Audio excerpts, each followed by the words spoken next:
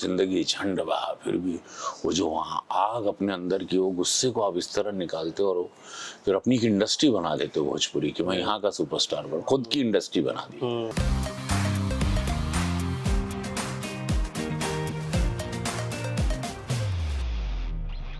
ऐसे बहुत कम ही होता है कि मैं जब भी किसी एक्टर से मिलता हूँ ना, ऑटोमेटिकली मेरे चेहरे पर मुस्कुराहट आ जाती है। और इनके साथ जब भी मिलना हुआ है, एक दो बार बीच में फोन पे भी बात करना हुआ है कुछ उनकी मूवी प्रमोशन के लिए, ऑटोमेटिकली मैं स्माइल करने लगता हूँ, बिकॉज आपको देख के ऐसा बहुत खुश हो जाता हूँ। सर रवि भैया, thank you so much for joining. कैसे हैं आप? शिव की कृपा कि चेहरे मुझे देख के स्माइल आ जाए, इससे अद्भुत क्या है। चेहरा देख के खुश हो जाए कोई इंसान, तो अपना जीवन सार्थक हो जाता है। जी sir, first of all so happy कि आप ये मूवी कर रहे हैं। What was the reason? Because मैं जब भी देखता हूँ कि रवि किशन कुछ भी सब्जेक्ट पकड़ रहा है, स्पेशली बॉलीवुड में, वो एक ऐसी चीज देखता है रवि किशन की, उसका जो एक इम्पैक्ट है ना, वो जोरदार होना चाहिए लोगों के लिए। तो पहली बात तो ये फिल्म जब इन्होंने वासु जी ने मुझे देखा, मेरा नाम रिकमेंड किया, तो मुझे इस जसवंत गिल के बारे में पता ही नहीं था। मुझे पता ही नहीं था कि इतने बड़े ये हीरो थे और उन्होंने 57 से ज़्यादा लोगों की जान बचाई और Guinness book of world record में नाम है। राष्ट्रपति पुरस्कार मिला है इनको। टीनू देसाई इनको डायरेक्ट कर रहे हैं इस फिल्म को। उन्होंने जब बताया, मुझे बहुत शर्म आई कि I am not aware of this film and we must do this film, कि लोग जाने। और अक्षय कुमार इसको उस जसवंत गिल के किरदार में, मैं वो माइनर की भूमिका में हूँ, भोला जिसका नाम है। और सबसे ज़्यादा मुझे सरप्राइजिंग और शॉकिंग और अजीब या खुशी, एक्साइटमेंट ये हो रहा है कि जब ये कहा कि ये फिल्म बनेगी लंदन में और झारखंड के माइंस को लंदन में क्रिएट किया जाएगा। यॉर्क एक जगह है लंदन में। हालांकि कैसे पॉसिबल, कितना खर्चा होगा, कई 100 करोड़ लगेंगे। But producer was ready, he was giving me all that remuneration, everything, respect, love. उस दौरान जब industry was going through low phase, उस दौरान जब कोई लगा था कि बॉलीवुड अब टेक ऑफ कर पाएगा कि नहीं कोविड के बाद, और ये शूटिंग वहाँ पर हुई आलिशान तरीके से। एक शिप यहाँ से, पानी का बहुत बड़ा जहाज गया जिसके अंदर पुरानी गाड़ियाँ लोड हुई, फर्नीचर्स लोड हुए। वो सारा 89 का क्रिएट, 80s को दिखाना था। वो सारे लोग, कपड़े सबके, इतने माइनर्स, इतने जूनियर आर्टिस्ट, 300 का क्राउड लंदन में। सो ये बहुत ही एक्साइटिंग मेरे लिए रहा। और मैंने बहुत सारी फिल्में, 700 फिल्म की, लेकिन ऐसी कोई फिल्म नहीं की थी जहाँ पर ऐसे मंजर को क्रिएट किया जाए। तो मेरे लिए एक बहुत ही लर्निंग एक्सपीरियंस रहा और मैं बहुत ही I have learned a lot from this. And मैं बहुत खुश हूँ कि मैं इस फिल्म का हिस्सा बना।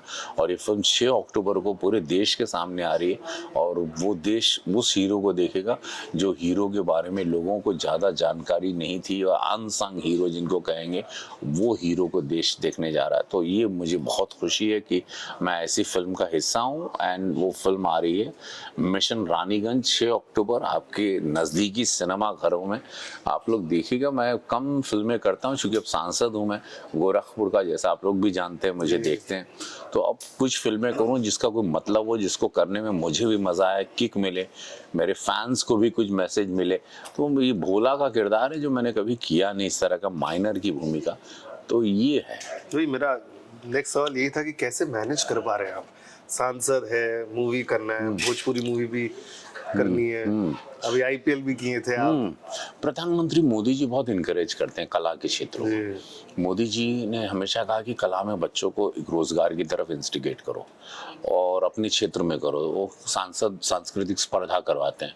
वो उनको संगीत कला से बहुत प्रेम है। योगी जी को भी संगीत कला से बहुत प्रेम हुआ जब ऐसे से हमको जाने, क्योंकि मैं उन्हीं की गद्दी की सेवा कर रहा हूँ गोरखपुर में, जहाँ पे वो माननीय सांसद रहे 5 टर्म, योगी जी महाराज जी गोरखपुर। तो अब वहाँ पे क्या करता हूँ मैं, गोरखपुर में बच्चों को ट्रेन करता हूँ, थिएटर के कलाकारों को तैयार करता हूँ। 300 एक्टर्स को रोजगार अभी क्रिएट हो गया। अब वहाँ पे जितनी भोजपुरी फिल्में अब बन रही हैं इस वक्त, तो सब गोरखपुर में बन रही हैं। सब लोग वहाँ आ गए क्योंकि मैंने 1 विंडो क्लियरेंस दे दिया। सरकार बहुत पैसे देती है शूटिंग के लिए, सब्सिडी देती है। और सुरक्षा व्यवस्था है। गोरखपुर बहुत सुंदर जगह बन गई, 14 एयरक्राफ्ट चलते हैं वहाँ पे, एयरपोर्ट है, झील है, जंगल है, थाना है, पार्क है, सब कुछ है, you name the thing. 4 lane 6 lane roads हैं, बिजली है, पानी है, सारी व्यवस्थाएं हैं। मेरा घर है, मैं वहीं पे घर अभी बना लिया, वहीं रहता हूँ मैं, क्योंकि फिल्में वहीं करता हूँ, पैन इंडिया फिल्में अब मैं वहीं करता हूँ, शूटिंग करता रहूँगा, क्योंकि वही मेरी पहचान है, ये कैमरा मेरी पहचान है। सेवा करना है, क्योंकि मुझे मदद करनी है, मेरी मदद किसी ने नहीं की थी जिंदगी में, मुझे लगता है मुझे अब सबकी मदद करनी है, अब मेरे पास पावर है। तो ये सांसद देव जनता ने बनाया, तो वो मदद करने के लिए बनाया, और ये थॉट के साथ मैं वहाँ पर। तो सर कितने बैटरी बैकअप चार्जर लेके घूमते हैं आप दिन भर? कितनी बार चार्ज करना पड़ता है? have to फोन करते रहते हैं, लोगों की समस्याएं हैं, लोगों की से आप सांसद हैं, आप 24 घंटे, आपका फोन ऑफ नहीं रह सकता Exactly. आप अवॉइड नहीं कर सकते। अब आप आ गए हैं इसमें, तो यू कांट सी कि मैं तो सुपरस्टार हूँ या मैं स्टार हूँ और नहीं अभी नहीं मिलूंगा, अभी सो रहा हूँ। तो आपको मिलना है, आपको समस्याओं को सुनना है, आपको कॉमन मैन से डील करना है। मेरे पास दुखी लोग ही आएंगे, मेरे पास कोई अमीर सुखी आदमी आएगा ही नहीं। जो तकलीफ में है, जिसको कुछ न्याय चाहिए, कुछ परेशान है, जिसको नली गली अपनी ज़िंदगी की चीज़ों को सुधारना है, जिसको स्कूल वगैरह व्यवस्थाओं को, किसी को बहुत सारी चीज़ें हैं। बहुत लोग हैं, इलाज के पैसे चाहिए तो पीएम से पैसे मंगवाता हूँ मैं, सीएम से पैसे मंगाता हूँ, कैंसर बड़े बड़े इलाज के लिए बहुत सारे पैसे मुझे प्रधानमंत्री देते हैं। और वो मैं जनता की मदद करता हूँ, हिंदू हो, मुसलमान हो, बड़ी जात का हो, छोटी जात का हो, तो वो मकान दिलाना, जो भी काम होता है मैं सब करता हूँ, वो मेरा काम। कैसे टाइम दे रहे, फिर कंप्लेन नहीं होती घर वालों से, हमको टाइम नहीं दे रहे? क्या उनके दुख को मैं आंखों में पढ़ लेता हूँ, लोग बोलते तो नहीं, बट यू हैव टू पे प्राइस। देखिए हर चीज़ को आपको प्राइस देनी पड़ेगी जिंदगी में, प्राइस तो देनी पड़ती है हर आदमी। बड़े बड़े को या तो त्याग देना पड़ता है, या तो उनको आपके साथ रहना पड़ता है, या उनको आपको मिलने के लिए आना पड़ता है, या आपको कुछ घंटे आप मिल सकते हो, या कुछ अभी थैंक्स टू दिस मोबाइल की वीडियो कॉल पे देख लिया आप। बट अब ये तो समझौता आपको करना पड़ेगा, आप इतने सारे नाव में नहीं सवार हो सकते हो, नहीं तो आप गिर जाओगे। What is one interesting thing आपकी जर्नी के बारे में जब मैं देखता हूँ ना, कि रवि किशन ने कभी वो चीज देखनी है कि रोल कितना बड़ा है, क्या है। आपने तेरे नाम भी किए, आपने वो टाइम पे बिग बॉस, पता नहीं किसी को क्या था, आपने बिग बॉस कर लिया। कभी भी आपने कुछ, आई एम श्योर कुछ सोचा होगा आपने बैक ऑफ द माइंड? मैं सोचता नहीं, मेरा बेस्ट है कि मैं प्लानर, मैं थिंकर, मैं प्लानर। लोग कहते हैं प्लानिंग करना चाहिए लाइफ में, हो सकता है, मैं प्लानर नहीं, मैं जैसा भी, मैं भी सब 1000% यहीं पर हूँ, मैं कहीं और नहीं। तो मैं जहाँ रहता हूँ पूरी एनर्जी वहीं झोंक देता हूँ, और शिव मेरे साथ रहते हैं, वो मेरे साथ चलते हैं शिव हमेशा, मुझे लगता है। वो हमेशा त्रिशूल लेके मेरे बगल में बैठे रहते हैं, या मेरे सर पे बैठे रहते हैं, तो वो मुझे प्रोटेक्ट करते हैं। गट फीलिंग से जाता है कि आपको ऐसा लगता है कि कभी शायद कुछ गलत डिसीजन ले लिया तो क्या? जीवन में एक मिट्टी के घर से आप निकले हो, एक पुजारी के लड़के हो, आपको दुनिया ने जब आपको नकार दिया था, दुनिया ने आपको आप पर हंसती थी, जब आप सबके लिए लूजर थे, जब आपको लगता रहे ये पुजारी का बेटा, उसमें आप ऐसा स्ट्रॉन्ग की तरह निकलते हो, और जिंदगी झंड बहा, फिर भी वो जो वहाँ आग अपने अंदर की, वो गुस्से को आप इस तरह निकालते हो, और फिर अपनी एक इंडस्ट्री बना देते हो भोजपुरी की। मैं यहाँ का सुपरस्टार बन, खुद की इंडस्ट्री बना दी, लाखों लोगों को रोजगार भी दिया, लेकिन जलील किसी को नहीं किया, किसी के सामने हाथ नहीं फैलाया, किसी के सामने कोई ये नहीं कह सकता है कि मैं इसका गॉडफादर हूँ। खुद ही को बनाया मैंने, खुद ही को। शिव चलते रहे और उसने शक्तियाँ दी, उसने जिंदगी बचाई, और मैं सामने आज बैठा हूँ, but all his energy, all his power. तो कभी डीमोटिवेट नहीं हुए लाइफ में सर, कि कभी शायद कुछ काम नहीं बन रहा, जैसे आपने बताया कोई किसी ने हेल्प नहीं की, जो भी रवि किशन, और मेरे को आपका वही अच्छा लगता है, आपने अपने इंस्टा बायो में भी लिखा है self warrior, self made warrior. कैसा फीलिंग नहीं है कि छोड़ दो, नहीं हो रहा? शुरू में ऐसा हुआ? नहीं, ऐसा कभी मुझे पता था मेरा एक दिन सूर्योदय होगा, ये तो बॉस, ये तो क्लियर था कि इसका हुआ, उसका हुआ, इसका नाम ही रवि है। हाँ, मेरा सूर्य तो आएगा ही, मेरा टाइम आएगा, मेरे ग्रह पलटेंगे, मेरा सूर्य उस दिन सिर्फ मेरे लिए उदय होगा, उस दिन मारो जलसो थसे बापा कोनो नथी। तो I used to wait for that day to come, and that everybody should wait, that is what I mean to say, never give up. बादल को छटना ही है, उसको जाना ही है। बादल कांस्टेंट नहीं रहेगा, दुख कांस्टेंट नहीं रहेंगे, घबराने का नहीं। लोग बच्चे सुसाइड कर लेते हैं, कोटा में देखता हूँ, पढ़ने जाते हैं, लव में, ड्रग्स में चले, अल्कोहल में, प्लीज डोंट डू इट। मोक्ष नहीं मिलता। ईश्वर अगर कभी रोता है तब बच्चे सुसाइड करते हैं या अल्कोहलिक होते हैं या ड्रग एडिक्ट हो जाते हैं या मृत्यु की ओर जाते हैं। स्वयं जो लिखी हुई मृत्यु ईश्वर की है उसको नकार के पहले मरना चाहते हैं। ईश्वर उस दिन बहुत रोता है, बिकॉज उसको लगता है मेरी क्रिएशन ने किसी कारण से मैंने धरती पे भेजा था, इसने अपने आप को मार दिया। उस दिन ईश्वर बहुत दुखी, अगर ईश्वर कभी रोता है तो मुझे लगता है कि उस दिन वो बहुत रोता है जब उसकी क्रिएशन आत्महत्या करती है। तो ये सब चीज़ें कभी नहीं करनी चाहिए। मैं जीवित एग्जाम्पल हूँ और ऐसे बहुत लोग एग्जाम्पल हैं। मैं तो एक मिट्टी के घर से एक पुजारी का लड़का है जिसके पास ब्राह्मणत्व था, अध्यात्म था, संस्कार थे, ईमानदारी थी। यही मेरे अस्त्र थे, शस्त्र थे, और उसी के बल पे मैं यहाँ बैठा।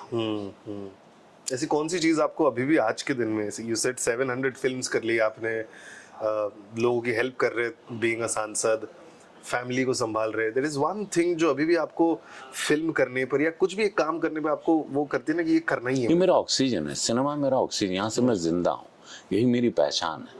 मैं हमेशा कलाकार से बने नेता, अभिनेता से बने नेता, यही लिखा जाएगा।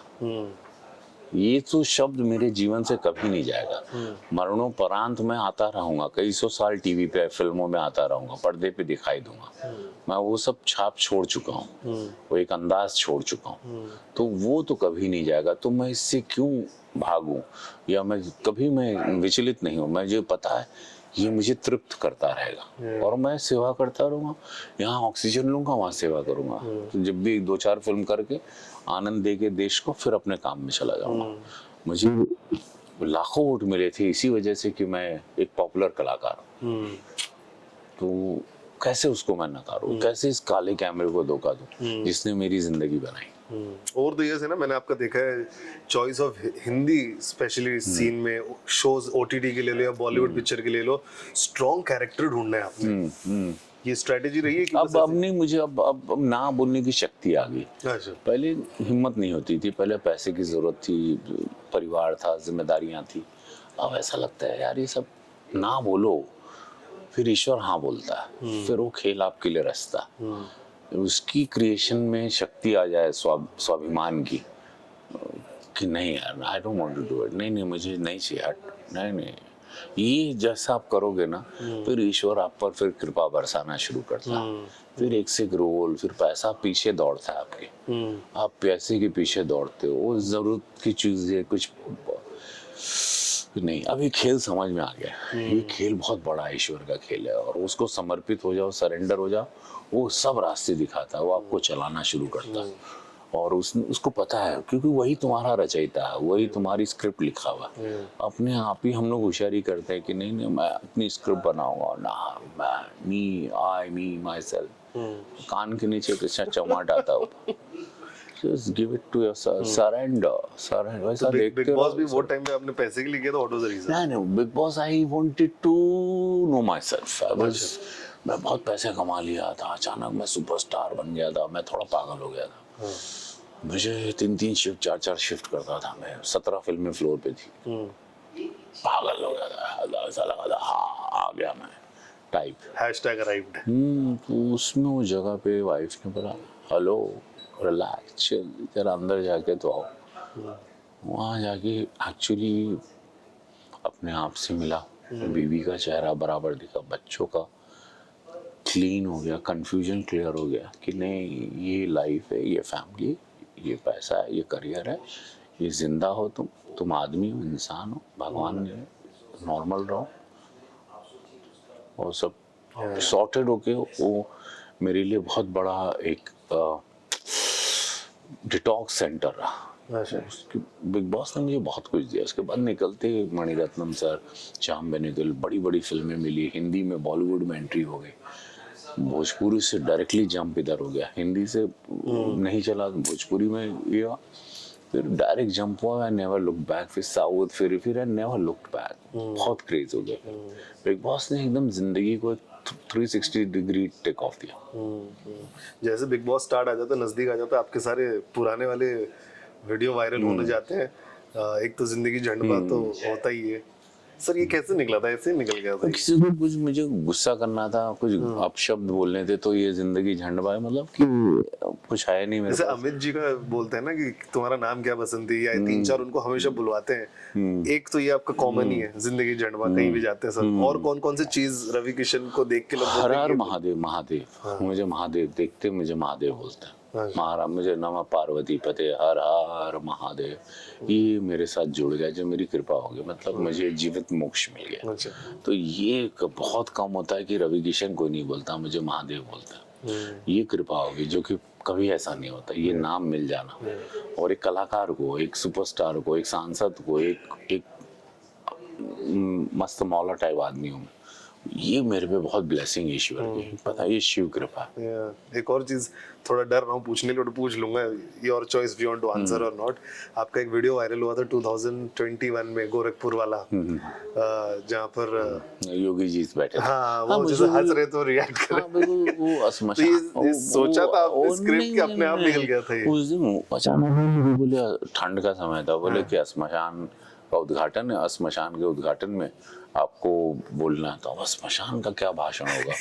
फिर वो भाषण सबने सुना। इतना वायरल हुआ है सर, इतना वायरल हुआ है। जाते जाते two last thing sir, because अभी क्रिकेट आप कर रहे हैं और क्रिकेट का पर्व भी शुरू हो रहा है, वर्ल्ड कप शुरू हो रहा है। क्या लग रहा है, कौन सा भारत का प्लेयर एक्स फैक्टर बहुत जबरदस्त खेलने वाला है? मुझे लगता है इस वक्त भारत की सारी टीम बहुत ही शानदार है। ये सरप्राइज किया वो, जो जिन्होंने 5 सिराज 5 विकेट लिए, उन्होंने सरप्राइज किया मुझे। और पटना के हमारे किशन है, ही इज आल्सो सरप्राइजिंग। तो विराट, सब लोग फॉर्म में, Pandya brothers and everyone, I think so. पूरे हमारे इस वक्त ऐसा कभी नहीं होता कि 11 के 11 प्लेयर्स पर आप उम्मीद रख सकते हैं। तो ये बहुत शानदार समय से भारत गुजर रहा है, विश्व की सबसे बड़ी ताकत भी बन रहा है, ओलंपिक्स में हर जगह मेडल भी ला रहा है, स्पोर्ट्स में नए नए आयाम क्रिएट कर रहा है। तो मैं मोदी जी को धन्यवाद दूंगा। और ये ग्रह नक्षत्र इस वक्त भारत के, पूरे विश्व का एक 75 साल पुराना देश है, और इसका अब इसके ग्रहों ने इस पर नजर रखी है। अब भारत में जो कुछ भी होगा वो ऐतिहासिक होगा, वो खेल होगा, वो राजनीति होगी, इकोनॉमिक्स होगा, ग्रोथ होगी, चंद्रयान होगा, सन तक जाएंगे। वो ऐसी ऐसी चीजें अब इस देश में होंगी जो कभी किसी, और जो विश्व गुरु बनाने की शक्ति। तो ग्रहों की पूरी दशा इस वक्त भारत के साथ, नक्षत्रों के साथ मिल गई। तो भारत अब जो भी कदम लेगा, यहाँ जो भी डिसीजन होंगे वो ऐतिहासिक होंगे। उसमें यशस्वी प्रधानमंत्री मोदी जी एक शिल्पकार के रूप में अमर हो जाएंगे, और सदियों तक उनका नाम रहेगा, जो दशा दिशा दिख रही है। और जैसे विचारक वो मिले हैं, और इस नए भारत के लिए पूरा श्रेय मैं उन्हीं को देना चाहता हूँ, जिसका नाम यशस्वी प्रधानमंत्री नरेंद्र मोदी जी। कौन लगता है सबसे ज्यादा रन मारेगा इंडिया में? विराट कोहली, रोहित शर्मा, शुभमन गिल, वो भी चल रहा है आजकल। शुभमन गिल, मुझे लगता है तीनों मारेंगे। सबसे ज्यादा रन तो मुझे लगता है रोहित शर्मा, विराट, दोनों में से कोई एक है, because they are so good.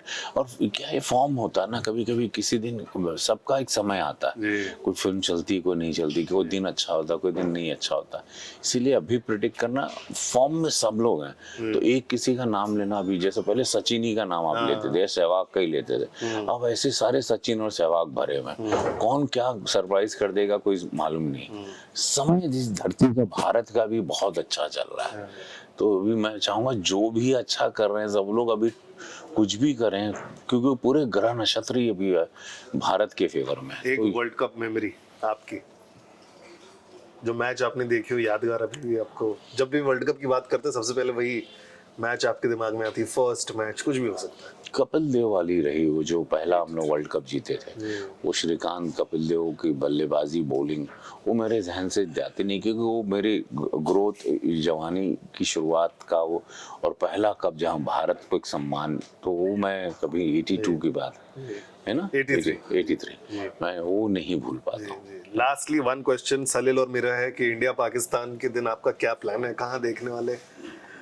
14 तारीख को है, 14 अक्टूबर, और मैं गोरखपुर क्षेत्र में रहूंगा और बड़ी सी स्क्रीन लगाऊंगा। मेरे यहाँ झील है एक बहुत बड़ी, वहाँ लाखों टूरिस्ट आते हैं, बहुत सुंदर है, बोटिंग वोटिंग होती है, वहाँ क्रूज भी है। तो शायद मैं क्रूज पे रखूंगा या तो बोट पे बड़ी स्क्रीन लगाऊंगा और जनता के साथ बैठ के देखूंगा। तो मेरे को और सलील को भी इनवाइट कीजिए sir. We Yeah. Want to come there and see match with you. हाँ सलील, सलील को भी, हाँ Salil, hi Salil. Radio City, Radio City, Radio City, रग रग में दौड़े सिटी।